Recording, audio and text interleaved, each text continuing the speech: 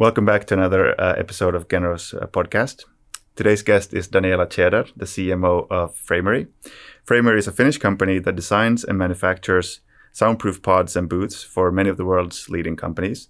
Founded in 2010, the company has quickly grown to over 150 million in annual revenue and become the global industry leader. Welcome to the show. Thank you. So one thing that really excites me about talking to you is that Framery is like this really wonderful Finnish company, very innovative and sleek, beautiful design products. We have some at the office here. Very strong brand, global market leadership, selling to really some of the world's largest companies and most innovative leading companies. 40% of the Forbes 100, I think. It's actually 70% now. 70%. Yeah. So every company that, pretty much all the leading companies are using some of your product, which is very cool. And very rapid growth. I think I remember reading from your website that there was one period where you went from 1 to 60 million in organic growth in 5 years. And then probably since that you doubled or more than doubled, 2.5x that number, which is just extraordinary. So I kind of really wanted to just kind of unpack how this all has come to be. And I think a really good, interesting place to start, I think what could be kind of a key behind your success, you can tell me if I'm wrong, but I read in an article or interview where you said, and this is kind of loosely translated from Finnish, but you said that the CEO and the entire board or management team really believes in marketing, wants to invest in marketing, looks at marketing not just as a cost center or a support function, but really as actually as investment. So would you say that that's been kind of, first of all, and you said in the article that that's very rare, and I agree from what I've seen. Why is that the case? And how has that kind of entire attitude and mindset allowed you to invest in the brand and build this really successful company? Well, why it's rare, I don't know. I hope it wouldn't be as rare. And I hope kind of these type of success stories where you can show kind of the value and how it pays back to invest in the brand will kind of drive that type of thinking in kind of more companies and kind of on a broader scale, I think. But yeah, like you said, that's a feeling, and I think it's kind of a privilege to have that situation because in many places there's kind of, it's frustrating if you have, you see something that could be fixed and you see where you could make an impact and really help the company grow, and then your hands are tied and there are budget restrictions and all of that. And I think, of course, it's a combination of all the time kind of having that kind of faith and trust, but also being able to show the results. So show, in some way, prove that it does have an impact short term and long term, because that's kind of how you then build and continue the investment in the brand and marketing. Yeah, I think the kind of what I've seen from a lot of B2B companies is they're really focused on the short term and everything needs to be very measurable. So if you spend €1 there, what does it bring in terms of revenue or leads or whatever? But you talked about faith and trust, and you kind of, I think you need to have that from the board on down, that everyone understands that we can't justify necessarily every spend, but we know that it's going to build a brand over the long term. So how does your kind of attitude internally, how do you think about the different timeframes and metrics when it comes to investing in brand? Because obviously you're not going to see next month or 2 months or 2 quarters from now the impact.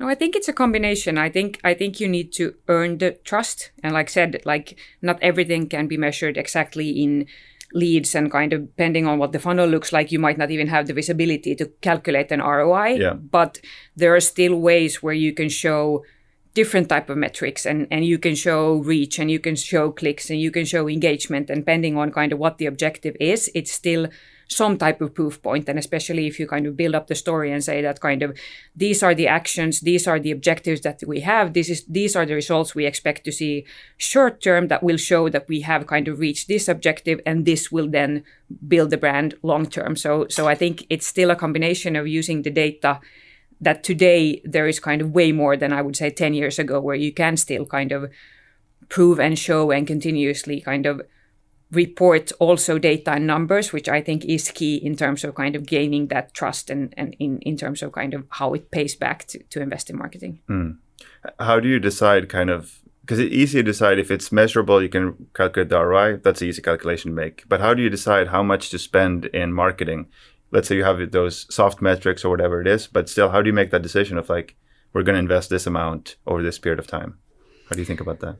I think it's kind of a combination, like looking at the full picture. So it might be that some of the things that you're doing that kind of are very tactical and short term and will immediately show kind of in terms of commercial results and show up in sales.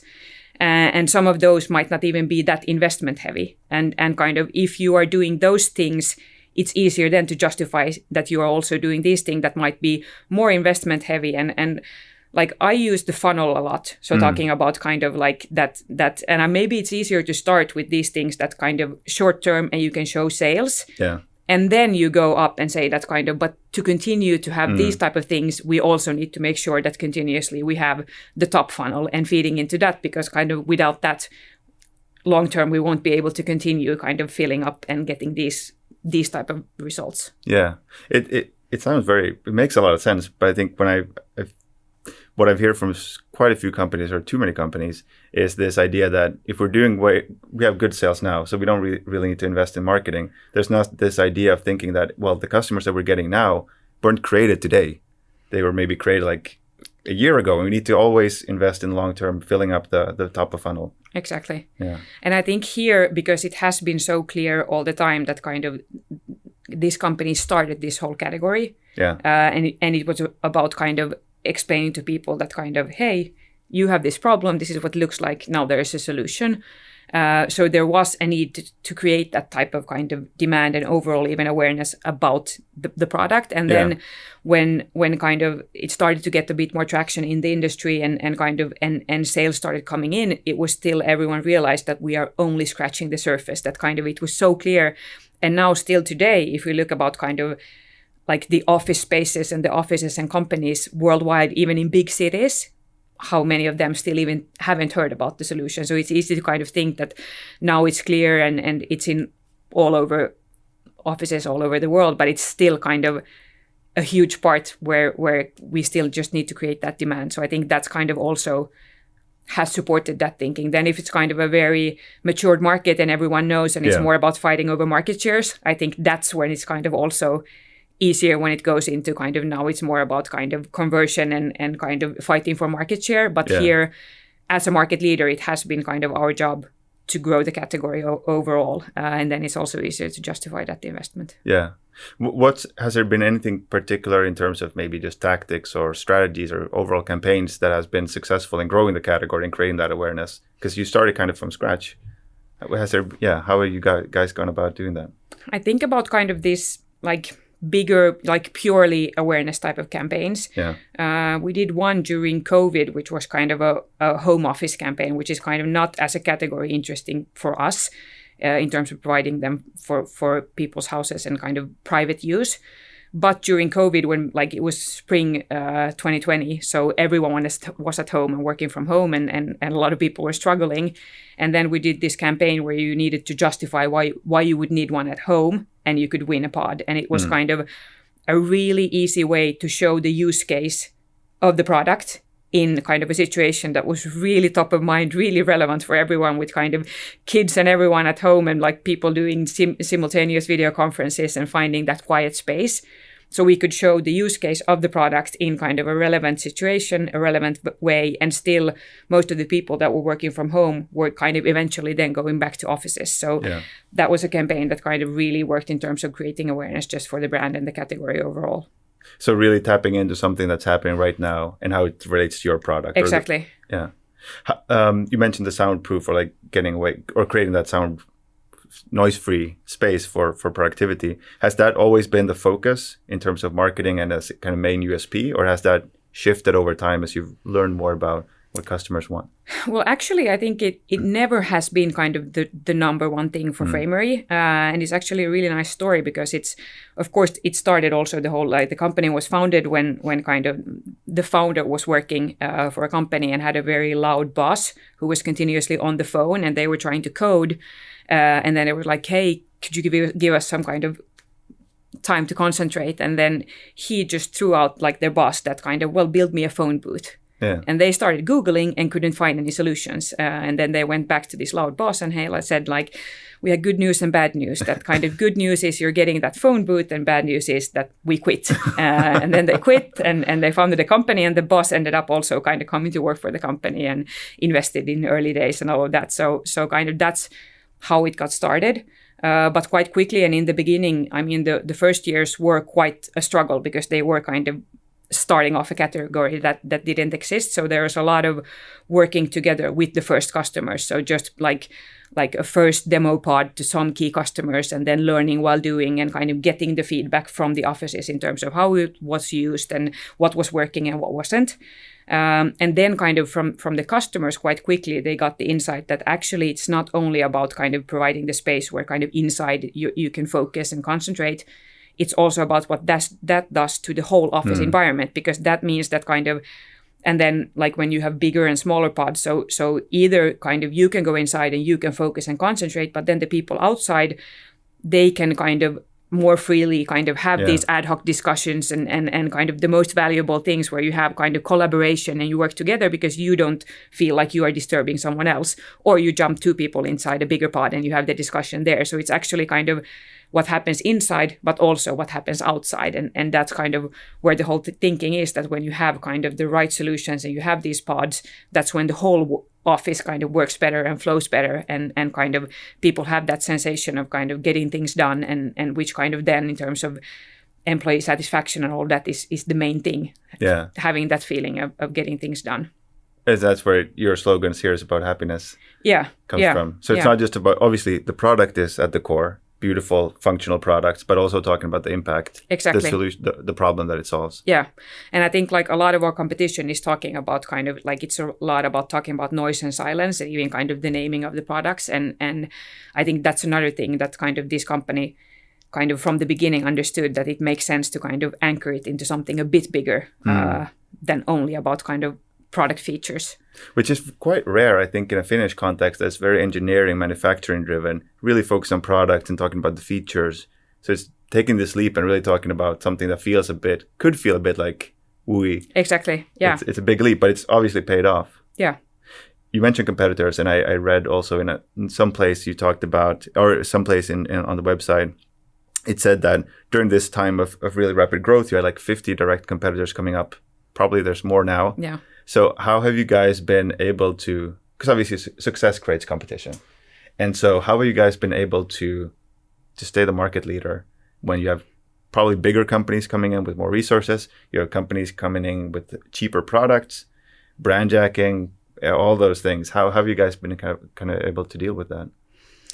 I think kind of the idea has kind of always been that since we started the category and kind of got the kind of a few steps ahead of competition, to kind of like not defend the position, but make sure we stay that way. So always kind of stay two steps ahead. So kind of not looking at the category now or competition now, but kind of what's next. So always thinking about what's next. And also, like, for example, during COVID, we were in a fortunate kind of situation that we were able to continue investing, and kind of it was a strategic decision to kind of use that time to kind of, again, kind of gain some head against competition and kind of evolve the products and take it to the next level from that perspective. So I think that's kind of one thing. Also, the fact that we were first and were able to scale the business and kind of globally, then it's easier to kind of keep things rolling when you have kind of the kind of advantage of scale, because a lot of our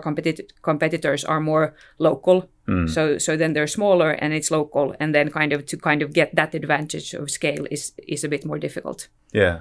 How let's talk about that a little bit. So started in Tampere in Finland, and then I think I would assume quite quickly like the vast majority of revenue came from internationally. Yeah. So what was the growth and kind of go-to-market scaling strategy in the beginning, and how you'd be able to grow so big so quickly, selling to all these huge enterprises as well as presumably also smaller companies in, I would guess, like 100 maybe countries across the world, something like that. Yeah. What was the strategy that allowed you to do that? Well, I think one was kind of making sure that there is a market fit for the product. So kind of making sure the product is kind of perfect and the quality and all of that. So that was kind of one starting point. Another one was kind of working together with end customers in the beginning to really understand the end customer and what they need and how they work. And once that was achieved, I think one key for success was finding the right distributing partners all over the world. So kind of, and getting them committed and doing it together with them, because kind of that's a bit how this industry works. That's kind of it's selling through kind of distributing partners. So I think kind of getting that whole network set up, choosing the right partners, and making sure kind of winning with them has been one key to success for sure. Okay, so great product, and then working really closely, and obviously with the distribution partners, but then I guess sales and marketing needs to work really closely together. Yeah, and I think that's kind of where sales and marketing comes in. So kind of not only working together with kind of distributing partners, but kind of showing them also what we are doing in terms of creating the demand. So showing kind of the efforts we are doing, how many people we are reaching and creating the demand, and like making sure it's easy for dealer partners to sell, because that's the type of brands they want to work with. If it's kind of easy for them to sell a product, that's kind of when you get their commitment. I think you made a really good point that I feel like goes overlooked, and that's the value of a brand is so much bigger than just the brand itself. It's like when you go to talk to distribution partners or any kind of partners, if you can show them that you're making these investments, or if you can just, I mean, branding works towards them as well. Exactly. And they want to work with good brands. They want to work with companies that are innovative, who are market leaders, who are committed to to growing the category. For sure. So if you're just thinking about yourself, it's kind of like this very broad, too small of a perspective. Yeah. Okay. And I'd be curious just to hear, because you mentioned kind of the impact that your products have. Have you seen anything, have you done studies in terms of employee productivity or employee satisfaction that comes along with using these types of sound solutions? We have done some, and we're continuously looking into kind of new ways of measuring that, because it is a very interesting topic. We did one study together with Firstbeat, which is kind of a Finnish software company that studies the heart rate variability.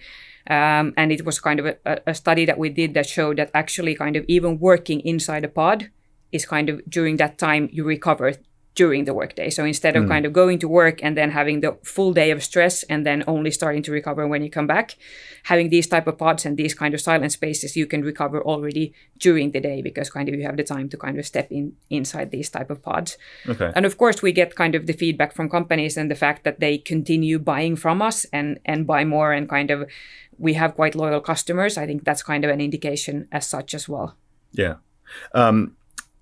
I had something in my mind, but I forgot about it. I'd be curious to hear kind of, when you talk about branding as well, some of the kind of concrete things that you guys have been using. For instance, PR. Is that how you guys been thinking about PR? I mean, it is a kind of key focus area for us. It's kind of a great way to drive reach and thought leadership. So we've been working on that kind of continuously now for a few years, and tracking both kind of reach and number of articles, because it's kind of, they're also, I think it's all about kind of looking at the whole customer journey, and we have kind of the distributing partners, there are architects to impact kind of, and it's quite a niche industry, like the people who buy and the people who sell, so it's quite small. And there we want to be top of mind. So we now want to make sure that Framery is the first brand that comes to mind when you mention pods. And that's kind of one aspect. But then the other aspect is kind of basically every office worker all over the world that are using the products and work in offices, where we want to kind of still create that awareness as well.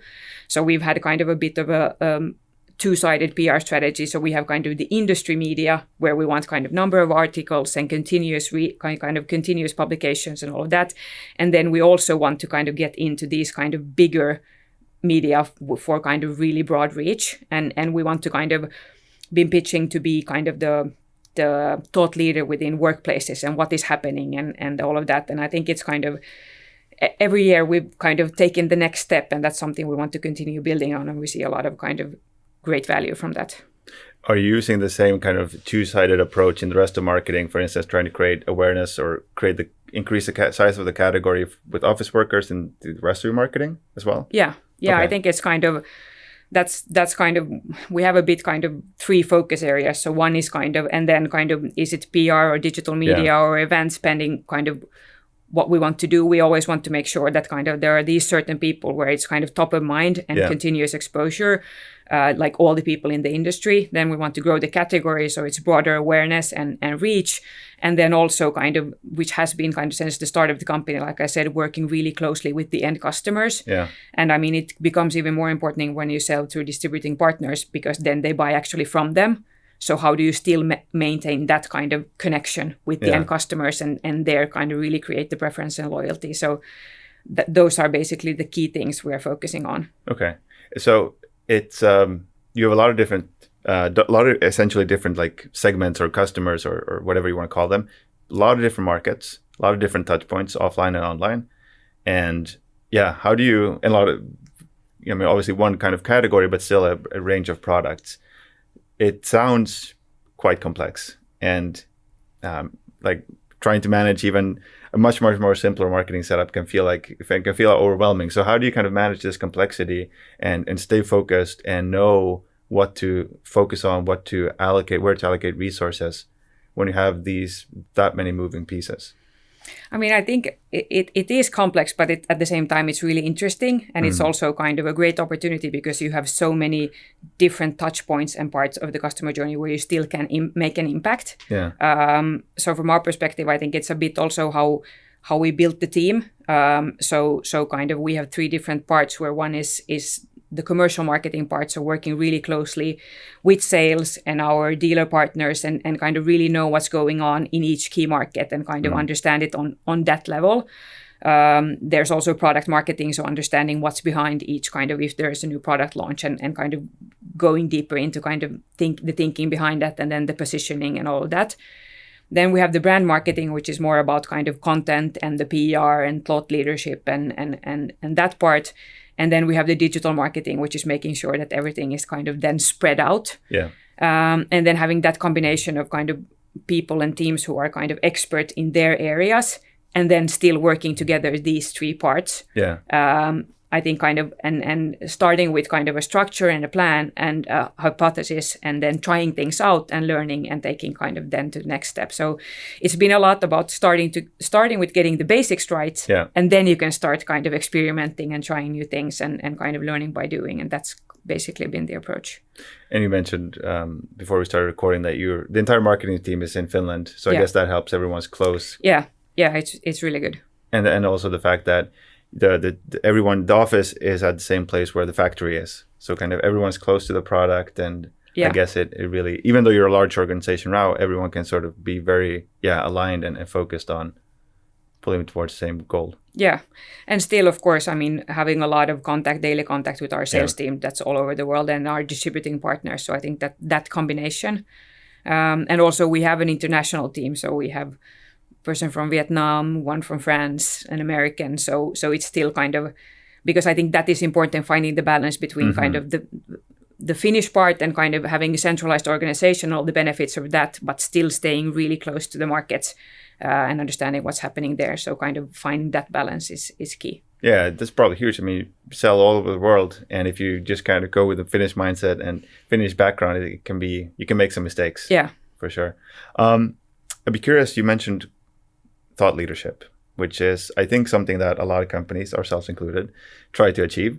But it's obviously it varies from industry to industry how you define it.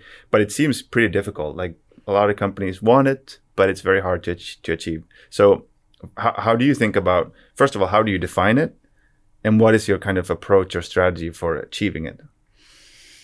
I think there are also kind of several different, depending on kind of the objective. I think one like top level objective and easy way to define it, like if you think really, really broader and awareness and reach, is that kind of if any big publication is working on an article in terms of kind of what's happening now with hybrid working, where is the whole work life going, they would reach out to us and our spokespeople and kind of ask our opinion, how we see the market and where everyone is going. So that's kind of one. But then, like said, and within the industry, there are smaller things. So I think also being the thought leader when it comes to kind of end customers or architects or the dealer partners, if it's kind of, be it sustainability or kind of, there are also a lot of certificates and kind of these type of legislation things, be it kind of that comes with kind of building code and all of that in different markets.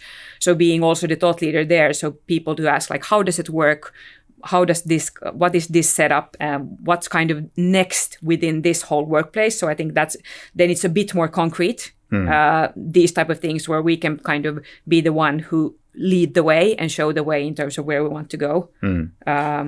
Do you think, have you seen that kind of creates a trust for maybe especially large corporations where they have different 50 or 100 or whatever it is providers for these kind of similar products, but with Framery, that they have the expertise, that they got their pulse on the market, and that everything is kind of, they have their ducks in a row. Yeah. And so they just choose you as the safe, secure bet, kind of. I think for sure. And it's about kind of, having the proof points and kind of having tackled all of these issues while we've grown and in different markets. And also the fact that kind of basically all over the world, we are able to serve any customer and kind of having that network. So, and if there are any issues and if we have kind of that global footprint also to support that.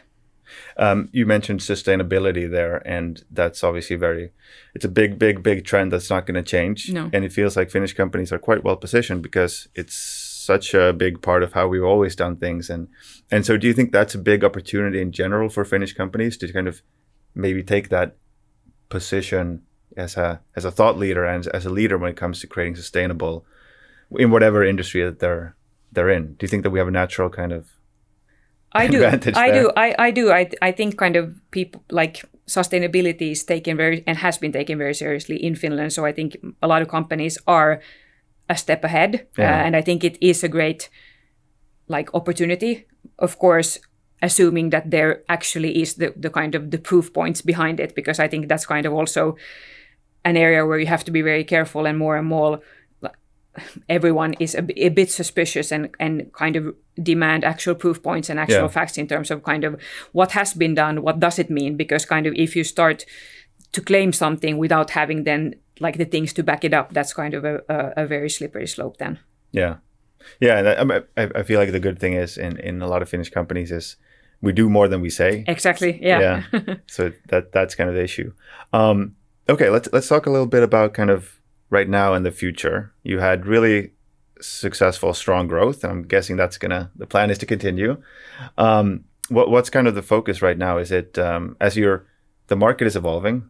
It's getting more competitive, I would assume. Well, let's talk about the market a little bit. What do you think, because you are kind of thought leaders in this, what do you think is going to happen when it comes to the future of work? Is it companies going back to an office? Is it going to be a hybrid? What are kind of some big trends you're seeing there? I still think it's evolving, and we see the big companies have been kind of going back and forth in policies now for 2 years. So it's still kind of settling down. I believe hybrid is here to stay in one way or another. I believe offices are key and having a place and for people to come together and kind of, there are all these studies in terms of kind of innovations and what is needed for that. So I do think that kind of office is here to stay, probably in some form of hybrid working way. But for sure, offices are still going to be needed, and people want to come together and need to come together to make sure that. But you don't think we're going to go back to pre-pandemic era where it was the expectation was 5 days a week? It's going to be more of a flexible approach. I would think so. Yeah. I think kind of people see a lot of benefits also with the hybrid work.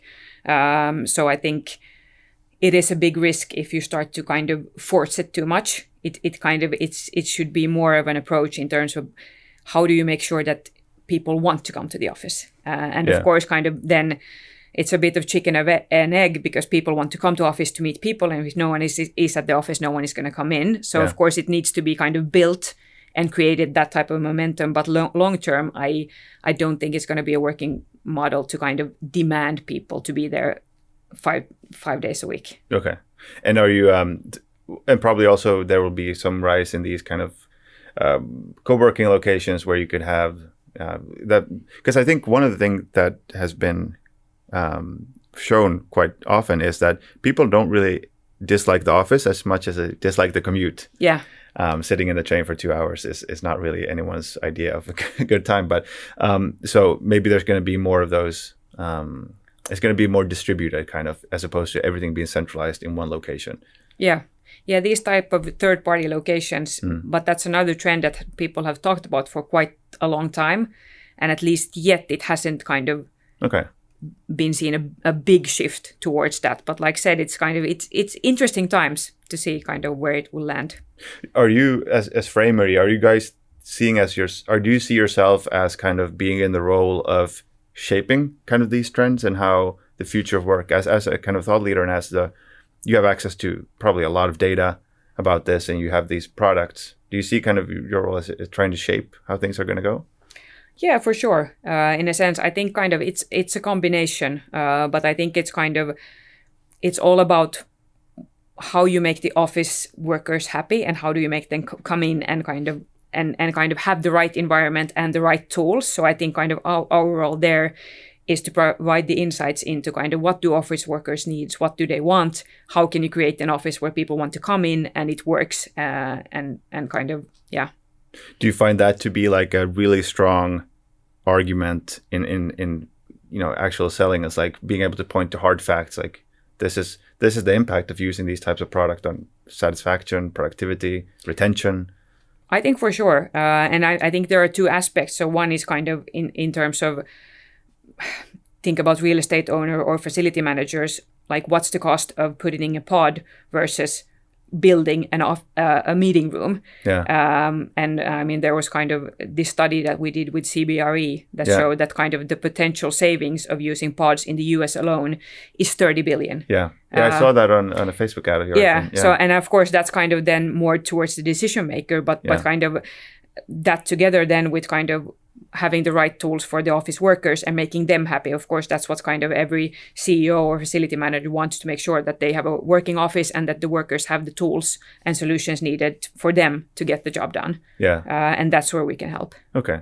So you have a lot of insights, and then you're kind of you have these different customer segments or stakeholders you're able to market to those differently. Are you also going to do like something broad? Like, are we going to see a Super Bowl ad from Framery about? 'Cause I saw one. I think it was a while back, but this jungle ad, which I thought was really funny. It was a great creative, and also really highlighted the kind of the USP of the product. Are you thinking along those terms as well, of like going broad, creating awareness among the general public of office workers? I think it is like an objective, and like you said, like the jungle film, and now last year we had this Perks for Pods campaign where office worker could trade in useless perks like kind of ping pong tables and things that kind of no one uses for things that they would actually value a Framery pod, and they have worked quite nicely. And also kind of the jungle film, which is more kind of entertaining and kind of like